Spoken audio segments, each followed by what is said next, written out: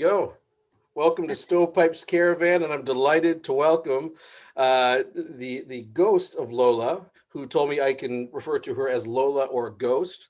And so happy to have you. You look Hi, fantastic. thank you for getting in touch. It's nice to receive some good feedback from you and reach out to someone else in the community. So, You got that right. So we spoke a little bit briefly in preparing for the interview. This is a new project for you, but music itself is not new. What have you worked on before the Ghost of Lola Rose? so over the last 25 years or so, I started off life as fronting a Guns N' Roses tribute band. You're kidding. So that was my first band when I was about 18. Wonderful. One of my favorite bands of all time. Oh yeah, it's my favorite as well. Yeah. Um, and then various cover bands. I've always worked in sort of healthcare, but alongside that, I've done classic rock covers bands, so Led Zeppelin, AC/DC, Thin Lizzy, Deep Purple, all that kind of stuff is my sort of favorite genre. That's your favorite genre?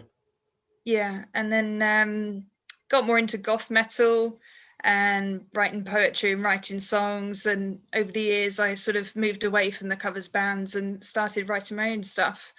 And about 7 years ago, I released a sort of home recorded EP, which wasn't great quality, but it was a sort of acoustic, all originals thing. But for me, that was my first sort of solo project. Yeah. And I've recently sort of reinvented myself as the Ghost of Lola Rose instead of Lola Rose, and I've got the new EP under that name. Right, and I need to correct myself, and I knew this: the Ghost of Lola Rose, not the Ghost of Lola. Although I'm sure that will come here and there. What's your out of all those types of bands you just mentioned? What's your favorite? Is it Guns N' Roses or? I'd say they're my all-time favorite. Yeah, all-time favorite. Definitely. Yeah. There's something so. Some of their songs almost remind me of Queen a little bit. Like a lot of their songs are just loud rock and heavy metal from the late 80s, early 90s, but they're so symphonic and lovely. And I just love the rawness of his voice. That's pure animal ferocity coming out. And I love the power of his voice. I mean, as a person, some of the things he's done I don't necessarily agree with, but his raw voice and his youth was just amazing. Right. And I'll promise to make the focus of this you and not Axl Rose, but I know what you mean about I could talk about him for hours. Yeah, no, me too. That's hilarious that this happened. I almost wore my Guns N' Roses shirt. I should have. But if you read recent interviews with him, he seems to have evolved as a person. So let's hope so. I don't want to give too many dudes too much credit, but I think he's trying, which is something. So when you started writing music, was that a completely, and I'm talking about writing music after you had been doing covers for so long, as you highlighted, was that a completely new endeavor, or have you been writing music for a while even before that?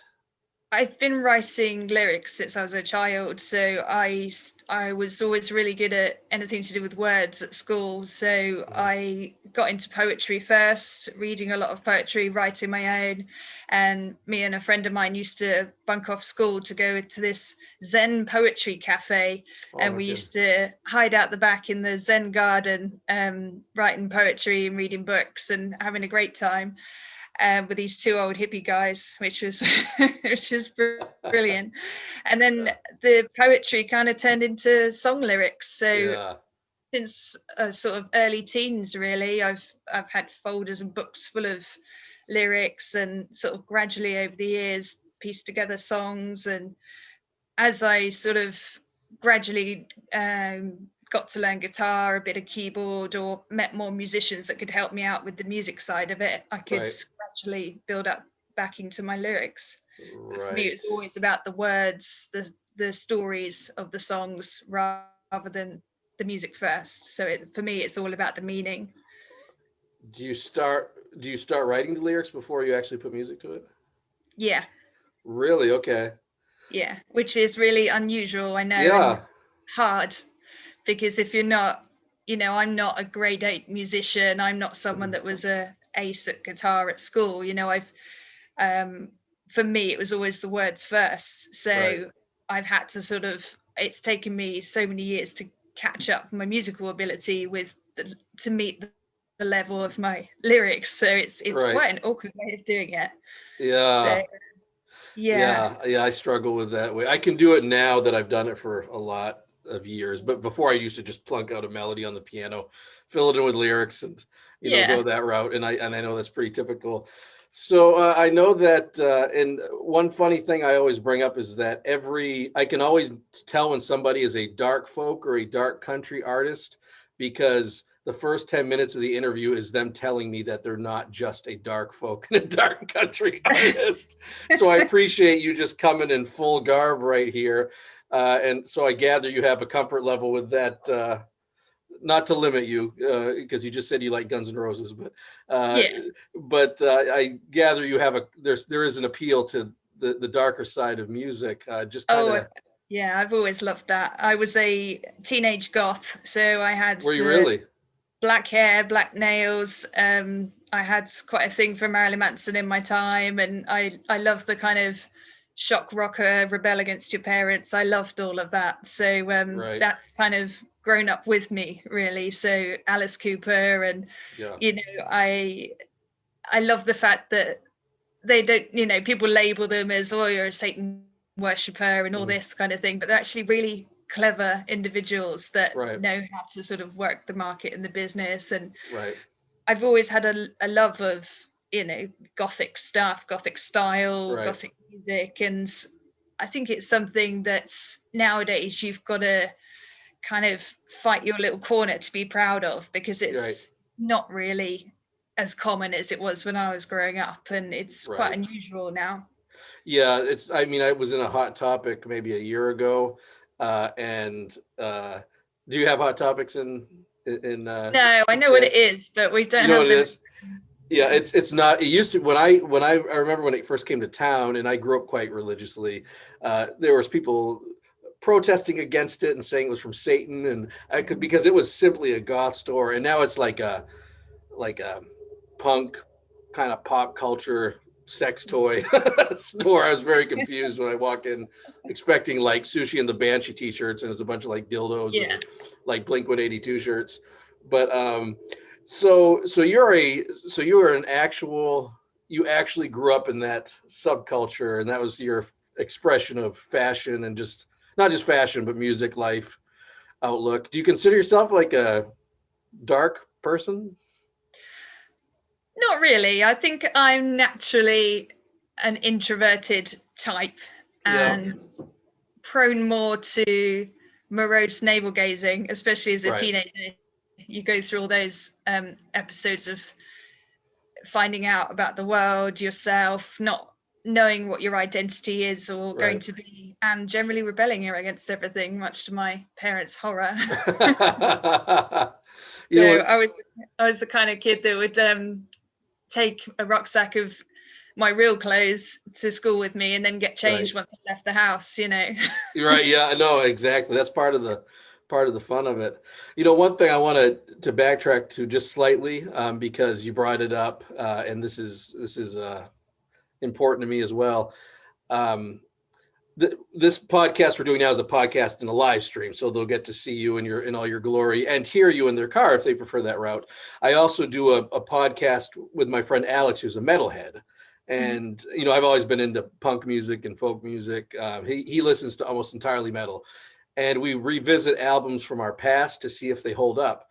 Well, one album I picked was Alice Cooper, which I had his School's Out one, which I hadn't listened to probably since I was 14 or 15, so it wasn't very fresh. And I listened to it, and I kid you not, Lola, that is one of the best albums I've ever heard in my entire life. As you said, it's clever. I don't know who composed it, but whoever did, if it was him or friends, they earned a day's pay, because it's beautiful. I mean, the classics just stay with you, some are just timeless. Timeless in the way they're recorded and such. But that's kind of a side note. But one thing I definitely want to highlight, based on prior conversations too, I personally got into this type of music because I have really bad anxiety, but horror movies have always calmed me down. I was never really a goth, but I always liked dark things, horror, always, wore some black, but they calm my anxieties. Well, I read this article that said that psychologically, there's actually people who've written papers, academic papers about how horror movies calm anxiety. There's like some weird effect in your brain that happens when you see somebody whose life is a lot worse than you happening on screen. Yeah. And so I decided to embody that. I was like, well, and it has certainly helped me to be a more calm person by embodying the Stovepipe dark folker. You talked a little bit about mental health in that you make music in part to express that part of your life, your understanding of it. I know you work in that field. Highlight a bit more specifically what your connection is between the music and mental health. Well, I think music has been part of my life as long as I can remember, and mental health has also my own personal experiences, but also I've seen family and friends go through drug, alcohol addictions, depression, anxiety, personality disorders, and I kind of grew up getting that and understanding that. And when I went to work in a sort of general healthcare environment, so sort of a physical health hospital, and they'd get people come in that had come in because of suicide attempts, or they'd broken a bone because they jumped off a building or jumped in front of a train, and the large majority of the staff would be like, oh God, this is scary, I don't want to talk to them. And I just kind of always had a natural affinity. I was just like, they're just people like you and me. Every single one of us has got mental health somewhere on the scale. And then I decided, well, this is something I understand, and I understand these people's stories because it's something I hear so much in my own family and friendship group. So I decided to train to be a mental health nurse. Excellent. And I spent 4 years doing that, and I've just recently qualified and started my first nursing job. But throughout my studies, I've always had the music in the background, and a lot of my songs are influenced by either my own personal experiences or those of my patients, people I've come across with in my working life. So they kind of go hand in hand for me. Right. Yeah, absolutely. It's quite funny you say about watching horror films to calm your anxiety, because it's kind of, we call it exposure therapy. So that's the title for it.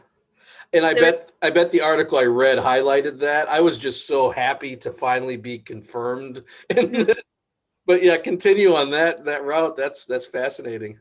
Yeah, it's a great way of so if someone's got a phobia or a fear of going out the house, you gradually sort of take them further out every day, or every week you sort of extend that goal a bit further, and that's a sort of exposure therapy to get them used to their fear. And by regularly facing the fear, it helps them get over that, and they get to a point where like, I can do this, this is fine.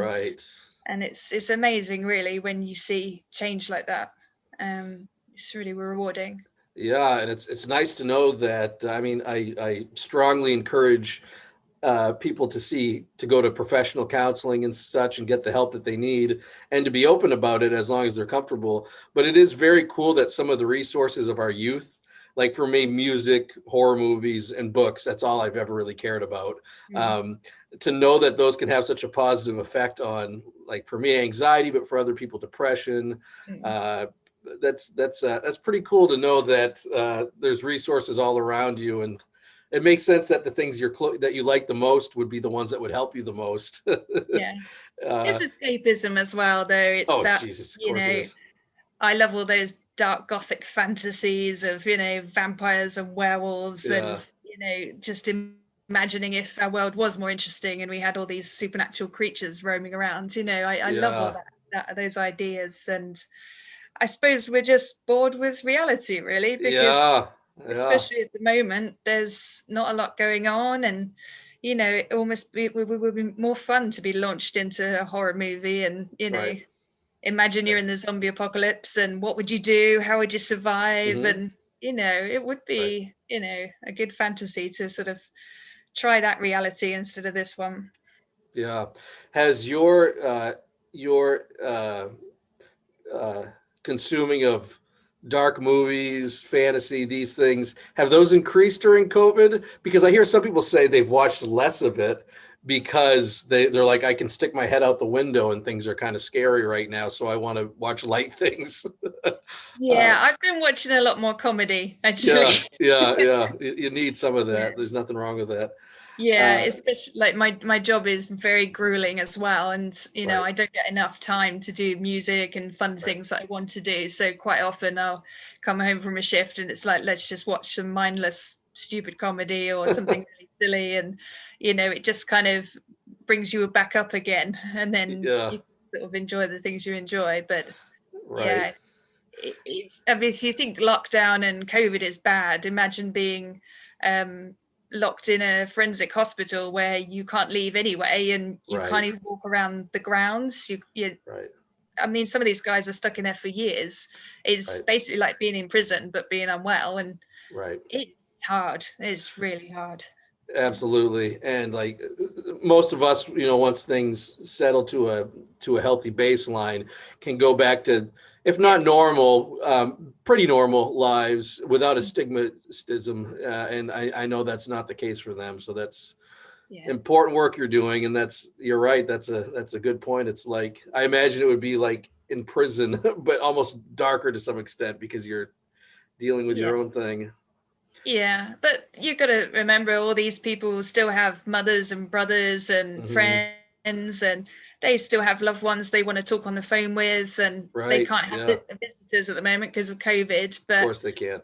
Yeah, it is quite a dark profession to be in, but I kind of pride myself on that because if you are a dark person anyway, you kind of understand it. You've got an affinity with it, and you can kind of go, well, yes, this is a horrific existence, but what can we do to make it better? We can, we've got a pool table on the ward, and we can play pool, we can watch movies, we can listen to music. So it's about finding the little things that make a little happy moment in a dark day. Really important. Yeah, you got that right. Do you think you have a proclivity towards depression? I would say yes. Me too. Historically, and most of my family as well. They're they're more of sort of cup half empty kind of people. So it was growing up in an environment of people that are fearful and anxious and aggressive, and you really got to learn to break out of that and think, you need to go and what makes you happy in life and go and get. Whereas they were like, oh, don't study music, don't study art, because you need to get a proper job with a proper income, and 25 years later I'm still chasing my dreams. Yes, I've got a proper job, but I still love music, and I think it's so important for many people to have music in their life. It makes a difference.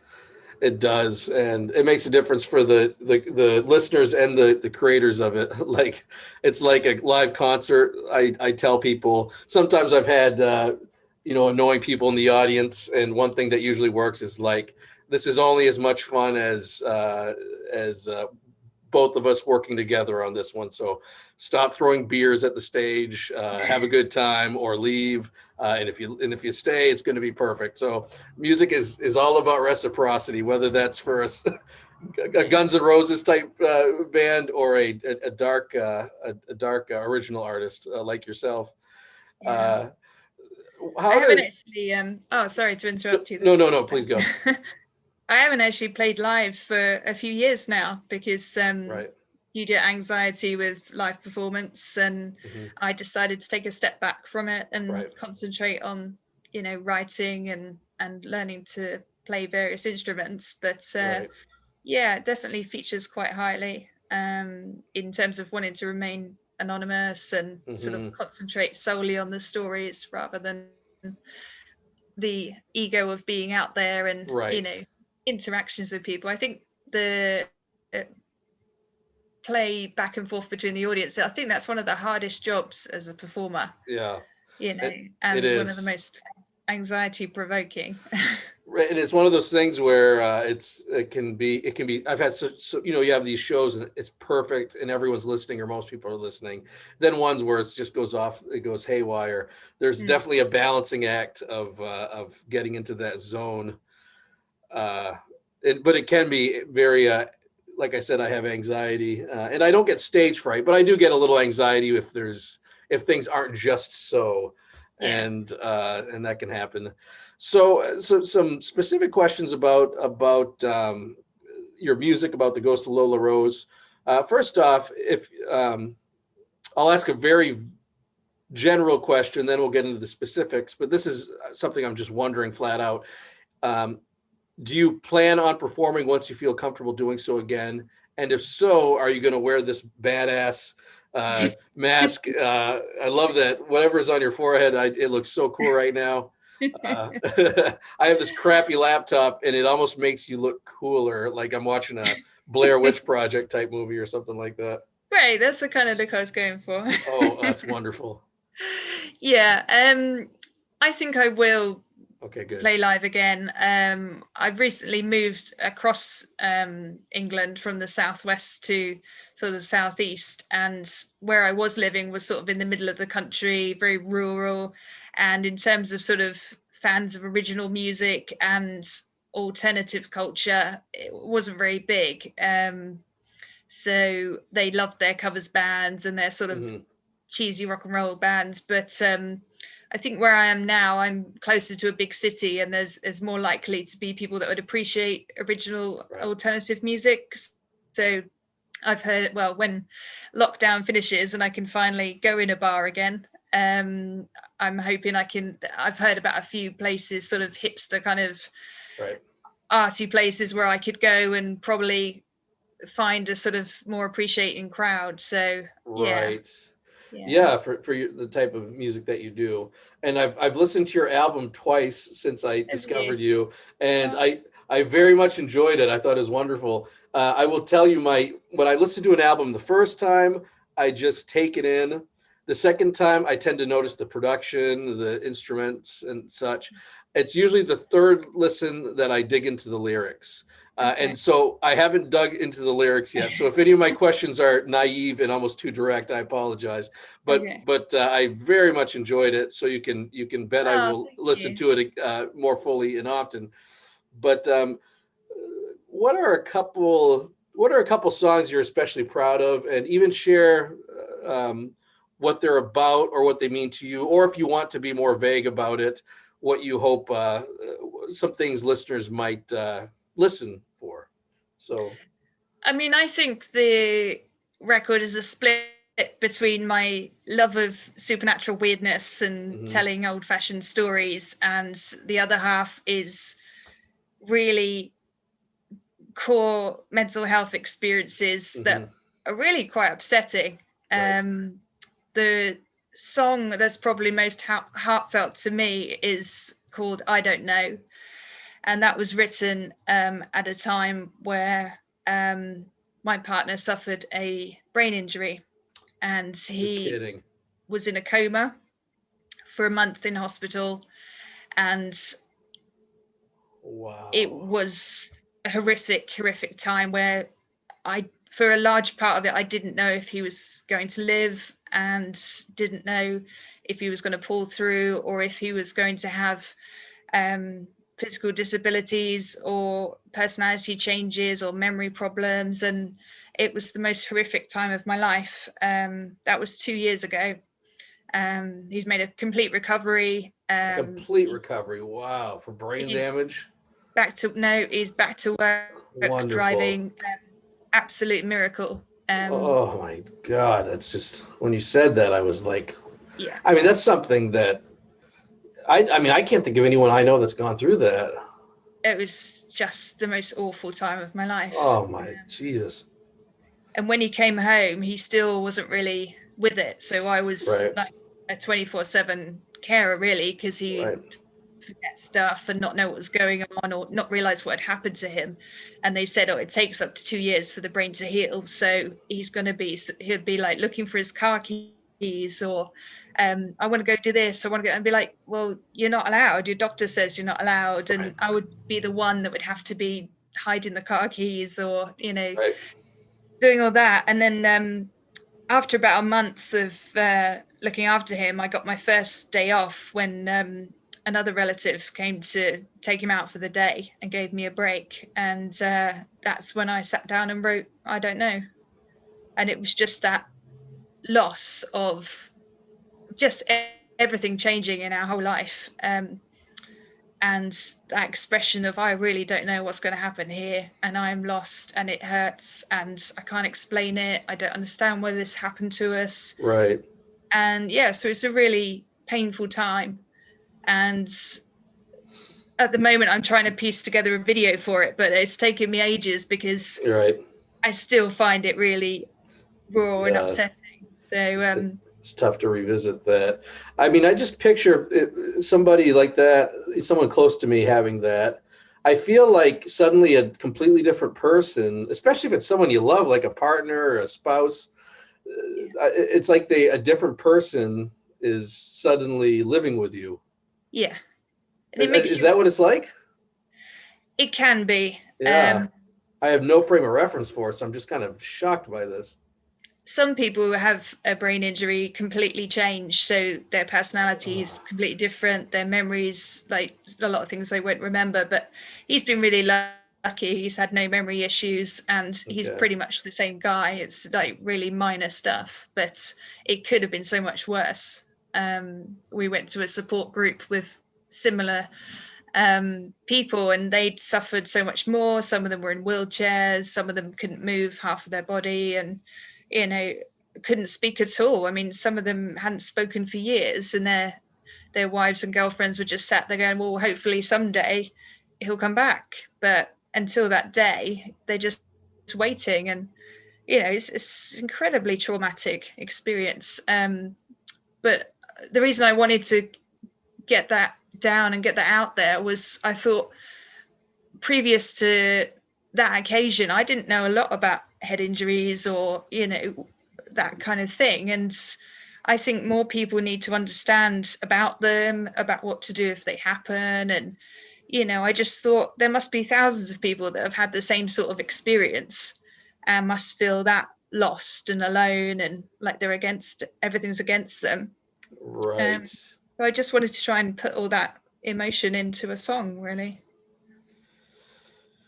Yeah, I'm gonna have to re-listen. I remember that song and enjoying the listening experience of it. I'm gonna have to. I mean, that's some heavy stuff right there. I talk about something horrific that is very real to life. I mean, this isn't supernatural. It's almost the opposite. Natural biology breaking down in some way. God. Yeah.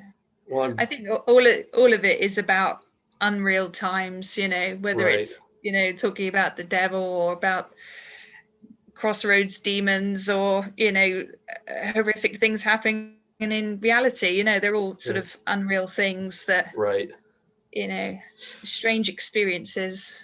Right. And as I said, as I listen to your album again, the lyrics will be more clear to me. Do you write a lot about things like devils and demons? And yeah, I like all that kind of stuff. I love mythology. I love reading old myths and legends and all the sort of anything with supernatural creatures in. I just enjoy that. I don't know why. I'm just one of those people that's drawn to it. Find it entertaining. Do you believe in any sort of supernatural realm? I don't know really. I'm curious. I had an experience where me and some friends did a Ouija board when we were teenagers, and that was scary. Yeah. Did you actually have results? We did, yeah. One of my friends' mothers was a teacher at our school. Yeah. Her mum had died of cancer a few months previous.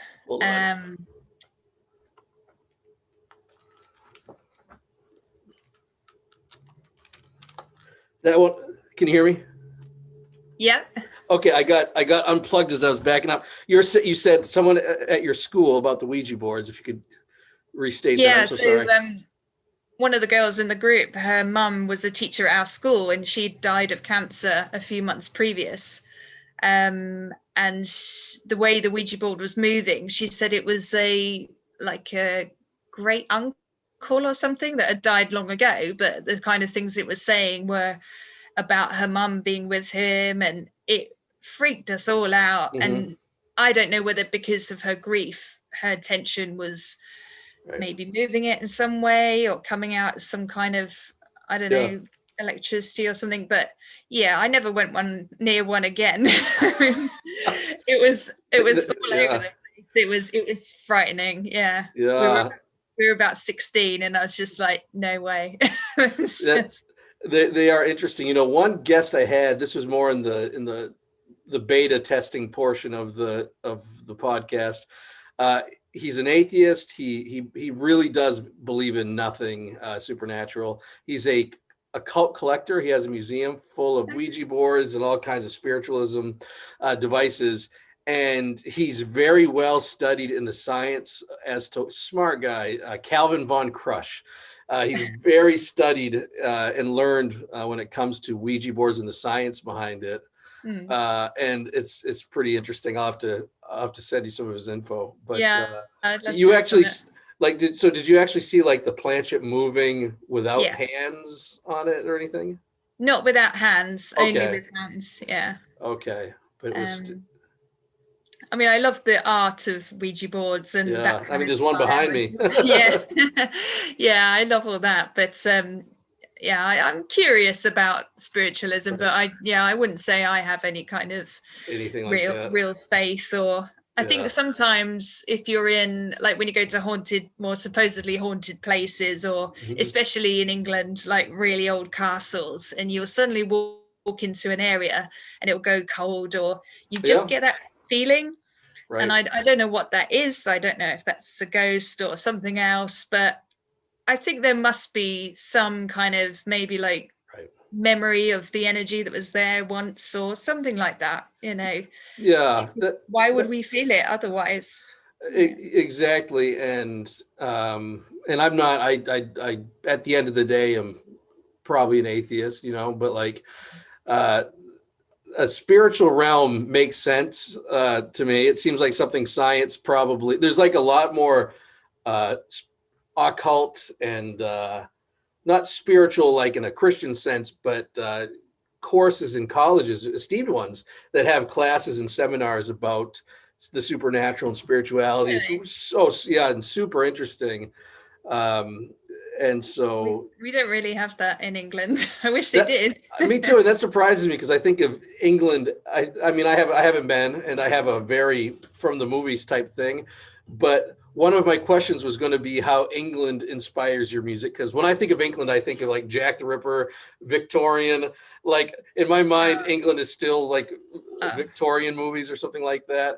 And unfortunately not. Yeah, I love Victorian Gothic architecture and beautiful. You know, creepy old houses and the kind of Victorian outfits you see all the sort of really Gothic women wearing. I love all that kind of stuff. But England's not really like that anymore. It's not really like that. You all keep the buildings at least, right? Or some of them.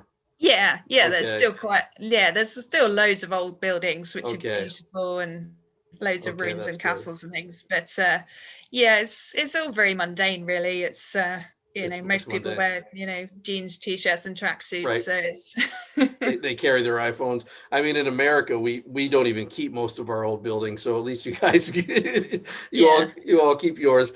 But is there so it's probably the things that the art that isn't yours that influences you the most isn't so much England and your surroundings, but some of the things you're into, like you mentioned, lore and mythos and things of that nature. Then, poetry and books, and just all sorts of things, really, and just life experiences mainly, and people I've looked after. I spent a few years working with elderly people with dementia. Mm-hmm. Before I worked in mental health, and I I loved that because they've got so many stories to tell about their lives and things they've been through and lived through, and we've got so much we can learn from them. And then also watching the different stages of when people do start to sort of lose their mind or lose their memory. And one of my other songs, Your Enemy, is all about dementia, and that's about your brain. Like specifically and directly you wrote the song about dementia. Yeah.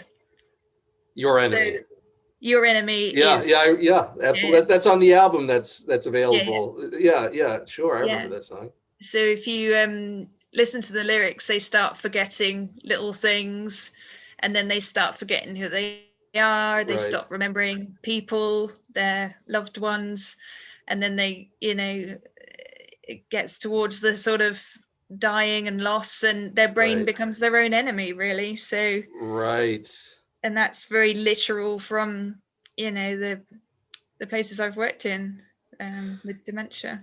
That's got to be. I remember a friend of mine who's a doctor. I said, "What's of all the ways to die? What's the one you least want to die according to? Like, what disease or illness would you hate to get?" And he said, "Dementia or Alzheimer's." And he's like, the change that happens, the way people end up relating to you he's like, I give money to those organizations so they can find a cure. I mean, it is horrible. And they call it the two deaths because it's like it's like the person has died because they're not them anymore. They don't recognize you. If you go to hug them or kiss them, they're petrified of you because you're a stranger. And then you get the second death of losing them when they actually die. It's this massive, long grieving process between losing the person in themselves and then actually losing their physical body as well. And it's just the most torturing process for them and everyone around them. That sounds horrible, and I absolutely think I'm probably going to write a song called The Second Death, or was it The Two Deaths? Two deaths. Two deaths. Boy, I mean, that is, I was horrified by you just describing it, but that is definitely a song title material right there. Not to belittle anything that you just said, but like that just reminds me of how the things that are scariest really are super mundane at the end of the day. It's, you get old, you get sick.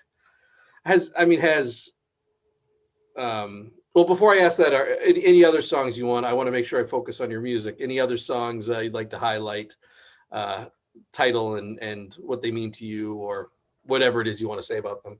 I think probably on a lighter note, my most fun song I would say is Daddy-O, which I have no idea where that song came from. It just kind of came into me one day and I just started writing it. And I was like, what the hell is that even about? Or what is it? And it just kind of wrote itself. And it reminds me, I was listening to quite a lot of Volbeat at the time, and they're kind of like rockabilly metal. Mm-hmm. Which band again? Volbeat.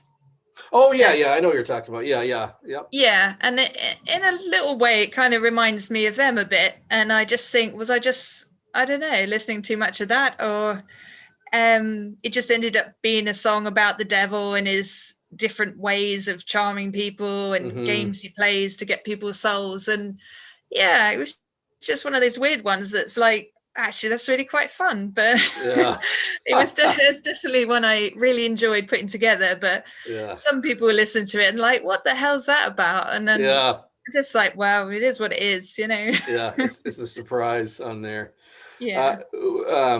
Aside from the obvious ones, what are some musicians that their inspiration has been long lasting on? You mentioned Alice Cooper, but what are some other ones that definitely you've listened to a long time, but also inevitably find their way into your music? Rodney James Dio will stay with me forever. I went to see him. That one. Yeah, I went to see him in Birmingham. Must have been about 2006, 2007. And this tiny little man with this massive, amazing range, like amazing voice. And he just blew me away. And I still listen to his stuff today. It's just, that kind of. Such a character. Yeah. And his vibrancy. And even in the, have you seen the Tenacious D film? Dio has a little part in that. Yeah, I think he's the best part of that movie. I love that movie, but like, oh, he was so great in that. Yeah, and that just kind of epitomizes what he is, like a god of rock and roll, and so definitely him. And Meatloaf as well is in that film, and he's another. Oh, he was in that. It's been 15 years, 10 years, whatever. Yeah, when it came out. Yeah, I've seen Meatloaf a couple of times as well, and he brings me to tears just because, well, he's not what he once was, shall we say, and I found his story so sad, really. He's lost so much during his life, and he's had addictions, and he's, I think there's something to do with his copyright or something. He lost loads of the money he earned, and I really feel for the guy, because he had such an amazing voice and presence. Right. And those songs, who is it that writes his lyrics?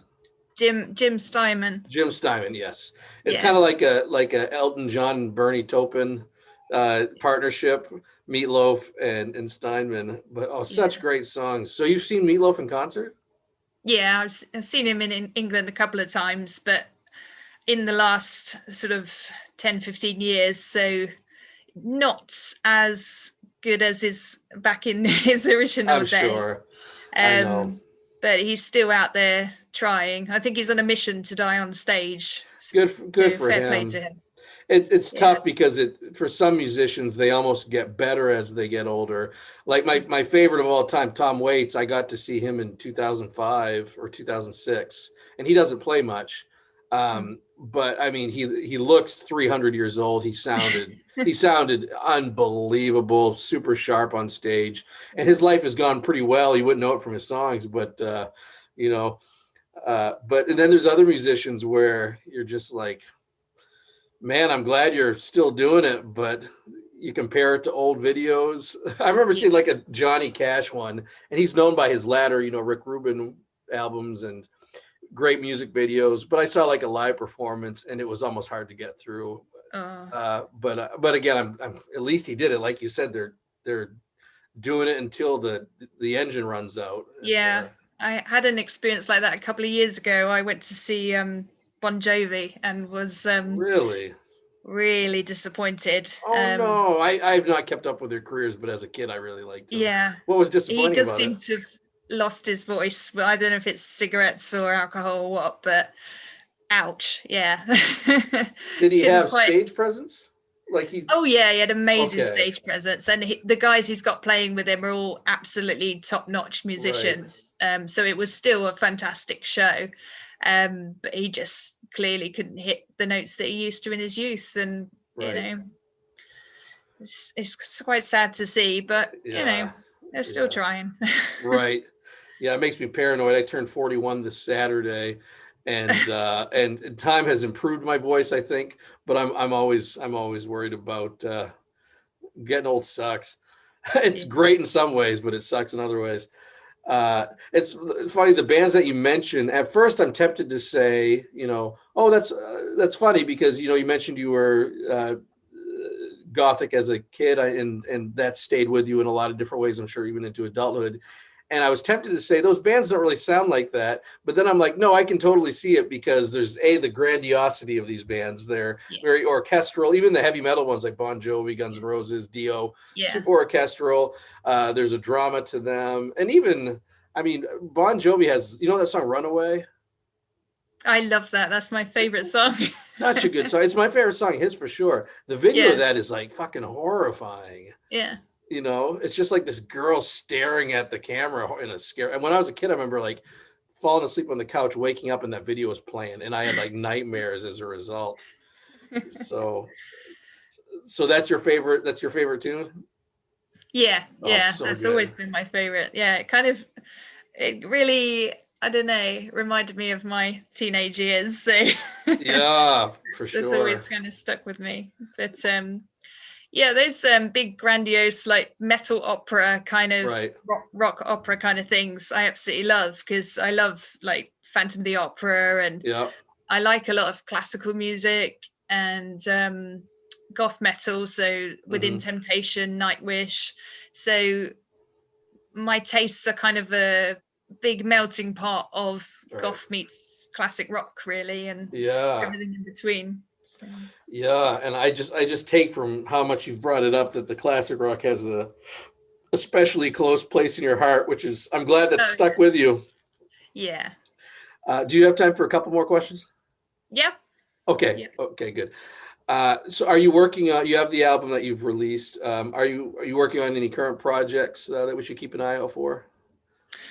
I'm just working on promoting that at the moment because I'm kind of, I recorded that last November. No, not last year, but November 19. So it's been a sort of over a year long project of getting that finished and getting that out. But I've already started writing new songs, and I've still got books of old ones that I'm still sort of sifting through to see would that be salvageable or could I create something good out of that. So yeah, it's almost like an endless task. Every time I'm not in my paid job, I'm like, right, I need to get home and do this and do that to do with music. So plus still trying to teach myself various instruments is an ongoing thing as well. Oh, sure.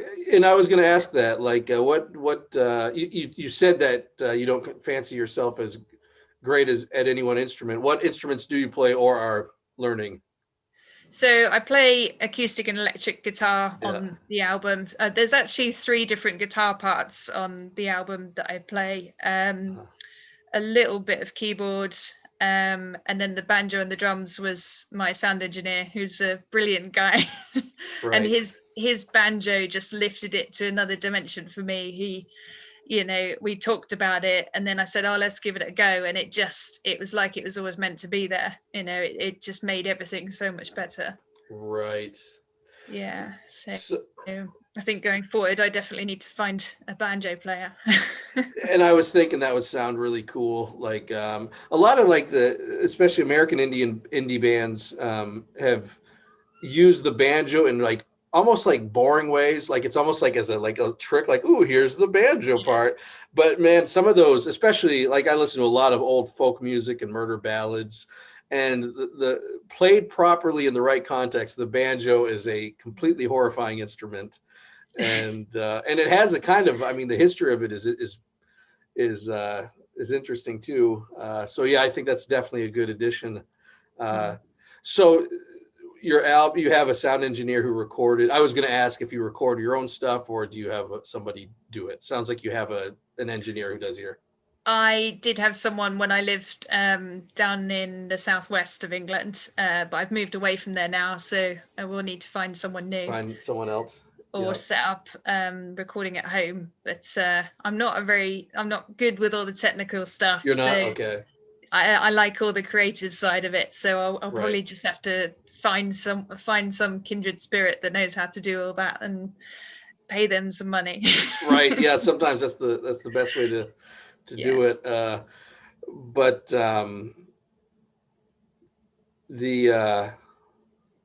shoot, I was right on this happens again. I talk about getting old. In some way, my memory gets actually a funny story about Ouija boards. I meant to tell you this. When I remember thinking I was talking to a demon or ghost once, and I got really spooked, and I saw a psychologist about it, and he explained a little bit about the science behind it, the brain science, the psychology of why that happened. He's like, the human mind is capable of remembering so much more than we give it credit for because of confidence or just fatigue, you name it. And he goes, and what you were doing is you were putting your trust in this object that has this huge reputation of being this oracle of wisdom and of talking to past generations. He goes, and you were pulling memories out that were repressed. And what you need to do is put that trust in yourself. And I kid you not, Lola, my memory has been not quite photographic, but pretty close ever since that happened. Because I learned to put more trust in myself after I've done that. The sad part is ever since then, anytime I try to use a Ouija board, nothing. It barely moves or anything. So which is kind of sad because I love that scary shit. I love the look of the Ouija board, as you mentioned. I find it's like a transgressive thing, and so I really like it. But that's my story. I meant to tell you that one. So maybe it was your anxious energy that was moving it in the first place. Oh, of course it was. And maybe they are reaching out to some other portal. I've read that the telephone was in part inspired by the Ouija board, because we just didn't have a frame of reference where you could talk to somebody who wasn't there. Then they did with the spirit world. And then they're like, hey, let's use the telephone where you're talking to somebody who isn't there. It's fascinating. So I guess really my last question is, I did have one very final one before the very final one. The very final one is a very good tie it all in one, but has all of this experience of yours, your lack of fear when it comes to the darker places, working with mental health, things you've gone through, with your partner and all of that, I mean, has that given you what does that do to your outlook on life? Like, have you found yourself becoming more positive, more negative, or just reserved to the weirdness of life? Like, how I'm just really amazed by all this. I'm wondering how it filters through your perspective of reality. I think mentally a lot of days I suppose I would feel like a soldier would feel, like it going into battle again, or feeling like I've been in a battle and kind of my mind's still a bit of a mess of trying to figure it all out, and I still get sort of images in my head from my other half's accident and things I've experienced with people. And I suppose while other people's mental health is going on around me, mine is still sort of bubbling along, and I'm trying to, it's good days and bad. I mean, like everyone else, I don't have all the answers. I feel like I'm a survivor. I feel like I've been through a lot of shit, and I'm on the other side, but life is just full of constant challenges. And, I think I feel proud in a way that I've come so far, and I've come to help people and understand other people. And I think just, I just want to carry on doing what I'm doing, really. But I suppose I'm more positive now than I used to be. I feel a lot stronger now. You feel, I was going to say, it's like a balanced positivity earned through strength rather than just this bubbly outlook. That reminds me, I need to stop listening to the news so much because it's just even like ours is National Public Radio, which is at the end of the day pretty progressive, but they were talking about people who believe in conspiracy theories, and they've been doing studies recently for obvious reasons. You may have heard on the news we're having some issues over here, and but a couple of the things they noticed about it, and the person doing the study, you could tell they were trying to be non-judgmental and just study the facts. She says most of them do tend to be religious, but they also believe that life happens has a very specific order to it. They believe life happens exactly how it's supposed to. They believe there's a benevolent God or something behind it all who kind of puts things into place. And so they believe a conspiracy, which is this very, it sounds chaotic to us, but if you study them, they're this very neat, orderly, life really is A, B, C, and D. So to see that is very appealing to their worldview. And also they believe that they are like a hero within this. They're like, we're just carrying out the plan. And I remember hearing that and feeling a little bit like it's hard to sympathize too much because there's a lot of white supremacy in our country right now resulting from this shit. So I don't have a ton of sympathy, but I remember thinking like, man, that's a really sad way of looking at life. That just is not accurate. Like the way I would look at it would be very comparable to what you just eloquently articulated, which is like you gain strength through really hard times, and you kind of, any positivity is more like having gone through it stronger at the end, as opposed to like, you just keep trying, as opposed to like everything is happening as it's supposed to. God is good. So, well, that's a realistic yet hopeful outlook. So my last question, which is to tie it all in, what are the best ways for people to find out more about you? Where do you want to direct them? Social media, you name it. The best place would be, I'm kind of compiling everything on my website now. Yeah. So that's just the ghostoflolarose.com. I do bits and pieces of social media, but due to the hours I work and, it's just not consistent. I'm not a great user of social media. I've sort of seen the negative effects it can have on people's mental health. So, when I've sort of put together a video or something new, I'll put it out there. But I'm not someone that wants like a constant monologue of self.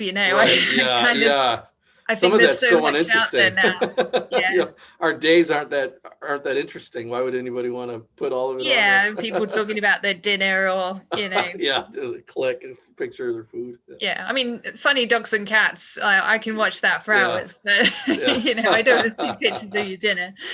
But it's also with the sort of remaining anonymous thing, things like selfies. I mean, who thought, suddenly our whole society is going to be about taking pictures of ourselves and boosting our egos? And I know. I hate that. I don't want that. I want my nice, quiet little life and love my music. And I don't want people to know me and my, link everything together. It's like, I want my privacy, and, I'm sure everyone wants that, really. I just, I would just want to be known by my music, really. So I'm happy to remain anon. I still want to know this, just because you've in saying all of these things and in me detecting that you do want your own private life as just as you want it.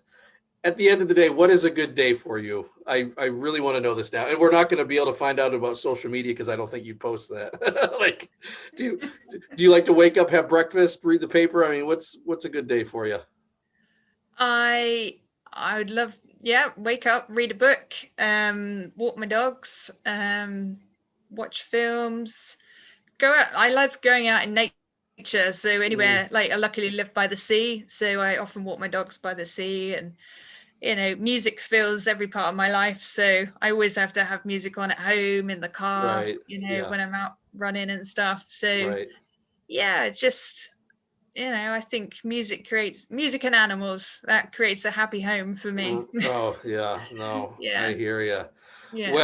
Well, thank you so much for joining. I thoroughly enjoyed this conversation. Thank you. It's been great to meet you. When I push the stop record, I have one very quick question for you, then we'll let you go. But please check out The Ghost of Lola Rose. Check out this album. I think you're kind of treating it as a new album, it sounds like. Even though it was recorded a couple years ago, you're still pushing that out, since it's to get more listeners. It's just put out there, so it's relatively new. Was this your first interview? Yes. Okay, you did great. Thank you. It's great to meet you. You too.